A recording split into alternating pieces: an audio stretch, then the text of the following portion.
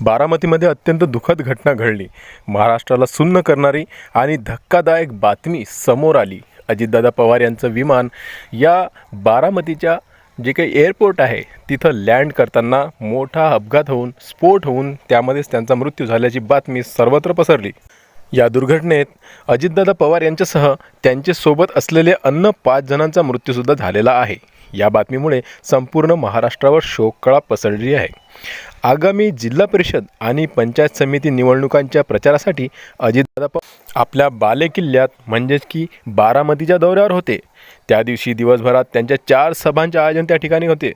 या नियोजित दौऱ्यांसाठी ते सकाळी विमानाने बारामतीला पोहोचले। मात्र विमानतळावर उतरत असतानाच लँडिंग दरम्यान त्यांची खूप मोठी दुर्घटना त्या ठिकाणी झाली आणि त्यांचं जे काही विमान आहे हे भीषण स्फोटामध्ये फुटून गेलं आणि याच दुर्घटनेमध्ये त्यांचा मृत्यू झाल्याची बातमी समोर आली। प्रत्यक्षदर्शी यांनी दिलेल्या माहितीनुसार विमान धावपट्टीवरून उतरत असतानाच ही दुर्घटना घडली। विमान कोसळताच त्याने पेट घेतला आणि 3 ते 4 स्फोट होऊन हे विमान एकदम अगदी कोळसा बनून गेले आणि या विमानातच 5 जणांचा मृत्यू झाल्याची बातमी वाऱ्यासारखी संपूर्ण महाराष्ट्रभर पसरली। परंतु आता एक गोष्ट या ठिकाणी ध्यानात घेण्यासारखी आहे की या विमानात खरंच अजितदादा पवार बसलेले होते का? कारण की आता ब्लॅक बॉक्स मिळालेला आहे आणि विमानाचा ब्लॅक बॉक्स मिळाल्यानंतर त्यामधील संपूर्ण माहिती संपूर्ण सत्य उघडकीस आलेलं आहे। या विमानामध्ये अजितदादा पवार बसलेच नव्हते असं काहींचं म्हणणं आहे। पुढे याबद्दल मी तुम्हाला सांगणार आहे। त्या अगोदर मी सांगू इच्छितो की नागरी विमान वाहतूक महासंचालनालयाने दिलेल्या प्राथमिक माहितीनुसार बारामती येथे झालेले विमानाचा अपघात अत्यंत भीषण होता। या विमानात महाराष्ट्राचे उपमुख्यमंत्री अजितदादा पवार यांच्यासह एकूण 5 व्यक्ती होत्या। अजित पवार यांच्यासोबत त्यांचे एक PSO आणि एक सहाय्यक प्रवास करत होते। विमानाचे नियंत्रण करण्यासाठी 2 क्रू मेंबर्स ज्यात मुख्य पायलट आणि सह पायलट यांचा समावेश होता। DGCAने दिलेल्या प्राथमिक माहितीनुसार या भीषण क्रॅश लँडिंगमध्ये विमानातील कोणीही वाचू शकले नाही। विमानातील 5ही जणांचा या दुर्घटनेत मृत्यू झाल्याचं सांगण्यात आलं आहे। उपमुख्यमंत्री अजित पवार, विदीप जाधव, पिंकी माळी, कॅप्टन सुमित कपूर, कॅप्टन शांभवी पाठक अशी मृतांची नावे समोर आलेली आहेत। मग आता अजितदादा पवार यांच्यासारखा ताकदीचा नेता अशा प्रकारे अपघाती निधन झाल्यामुळे राज्याच्या राजकारणात खूप मोठी पोकळी निर्माण झाली आहे। ही बातमी वाऱ्यासारखी पसरताच बारामतीसह संपूर्ण महाराष्ट्रात शोक व्यक्त केला जात आहे। राष्ट्रवादी काँग्रेससह सर्वच राजकीय पक्षांच्या नेत्यांनी या घटनेवर तीव्र दुःख व्यक्त केले आहे। तसेच जे काही अजितदादा पवार यांचे सहकारी, पदाधिकारी, कर्मचारी किंवा त्यांचे चाहणारे लाडके नागरिक संपूर्ण महाराष्ट्रातील यांना तर एक प्रकारे खूप मोठं संकटच त्यांच्यावर पडलेलं होतं। खूप मोठा दुःखाची काळ त्यांच्यावर आली होती। जो तो म्हणत होता की असं हे घडलंच नाही आहे, त्या विमानात अजितदादा पवार नव्हतेच। काही जणांचा तर यावर विश्वासच बसत नव्हता। ही बातमी काही जण तर खोटी असल्याचं सांगत होते, कारण की ज्या विमानातून अजितदादा पवार यांनी प्रवास केला आणि ते अचानक प्रकारे दुर्घटनाग्रस्त झालं, अशा बातमींवर महाराष्ट्रातील जवळपास 40 ते 50% लोकांनी विश्वासच केला नाही। जो तो म्हणत होता की हे खोटी बातमी आहे, अजितदादा पवार आम्हाला सोडून जाऊच शकत नाही। तर आता या विमानाची जो काही दुर्घटना झाली याचा शोध घेण्यासाठी महत्त्वाचा भाग असलेला ब्लॅक बॉक्स हा आता मिळालेला आहे आणि बारामतीच्या विमानतळाच्या परिसरातून यशस्वीरित्या हस्तगत करण्यात आलेला आहे। 29 जानेवारीला या ब्लॅक बॉक्स मिळाल्या असल्याची माहिती समोर आली। नागरी विमान वाहतूक मंत्रालयाने दिलेल्या माहितीनुसार या उपकरणातून मिळणाऱ्या माहितीमुळे अपघाताचे नेमके कारण काय हे कळण्यास मदत होते आणि ते झालंसुद्धा। आता ब्लॅक बॉक्स मिळालेला आहे। आता नेमकं यामध्ये काय मिळालं आहे हे आपण समजून घेऊया, परंतु त्या अगोदर जाणून घेऊया की ब्लॅक बॉक्स म्हणजे काय आणि ते कसं काम करते। बघा, ब्लॅक बॉक्स म्हणजे हे विमानातील एक अत्यंत महत्त्वाचे इलेक्ट्रॉनिक रेकॉर्डिंग उपकरण आहे। नावाप्रमाणे ते काळे नसते। अपघातानंतर मलब्यात सहज शोधता यावे यासाठी ते भडक केशरी रंगाचे असते।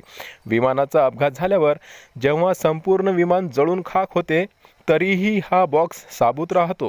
तांत्रिकदृष्ट्या याचे 2 मुख्य भाग असतात, फ्लाईट डेटा रेकॉर्डर आणि विमानाचा वेग, उंची आणि इंजिनची स्थिती नोंदवितो आणि कॉकपिट व्हॉइस रेकॉर्डर जो वैमानिकाचे एकमेकांशी आणि एअर ट्रॅफिक कंट्रोलशी झालेले शेवटचे संवाद रेकॉर्ड करतो. तर हे कसे काम करते हे आपण बघूया. हे उपकरण विमानातील सर्व हालचालींची आणि ध्वनींची डिजिटल नोंदणी करते.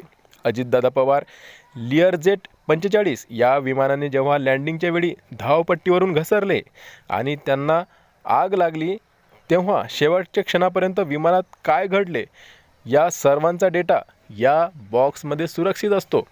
नेमकं पायलटने काय म्हटलं, आतमध्ये काय बोलणं झालं, त्याचबरोबर या बॉक्समध्ये असलेल्या सगळ्या मेमरी चिप्स अत्यंत कडक कोटिंगमध्ये सुरक्षित असतात, ज्यावर भीषण आग किंवा पाण्याचा कोणताही परिणाम होत नाही.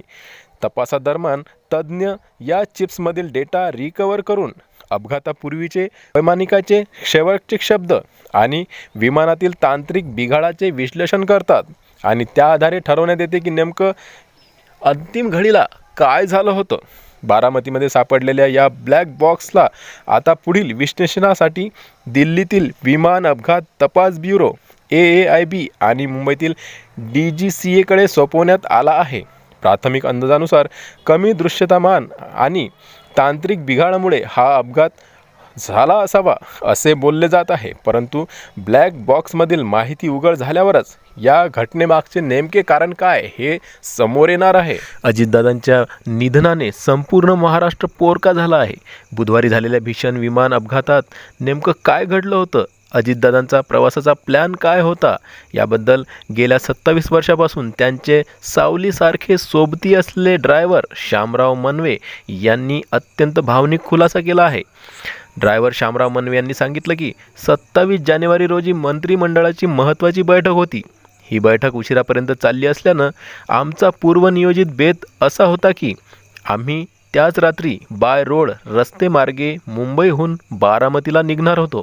मात्र बैठकीला खूप उशीर झाला असल्यानं दादांना विश्रांतीची गरज होती आणि सकाळी लवकर बारामतीला पोहोचणेही गरजेचे होते. त्यामुळे उशीर झाल्यामुळे त्यांनी गाडीने प्रवास न करण्याचा निर्णय घेतला आणि ते बाय प्लेन बारामतीला निघाले आणि हा प्रवास त्यांचा शेवटचा प्रवास ठरला. नियतीने त्यांच्यावर झेप घेतली. अजितदादांच्या अंत्यविधीला संपूर्ण महाराष्ट्रातून त्यांच्या चाहत्यांनी खूप मोठी तुफान गर्दी बारामतीला केली होती आणि ढसाढसा रडू लागले होते, कारण की दादांचं प्रेम त्यांच्या मनावर ठसून होतं. असा नेता होणे नाही, दादा फक्त दादाच होते, त्यांची जागा कुणीही घेणार नाही, अशा प्रकारचे वक्तव्य त्यांचे होते. आणि म्हणूनच भावनिक झाल्यामुळे त्यांचं म्हणणं असं आहे की दादा गेलेच नाही आहेत, दादा अजूनही जिवंत आहेत आणि ते आपल्या सर्वांसोबत आहेत, आपल्या मनामध्ये ते अजूनही जिवंत आहेत, अशी प्रतिक्रिया सर्वांनी दिली आहे.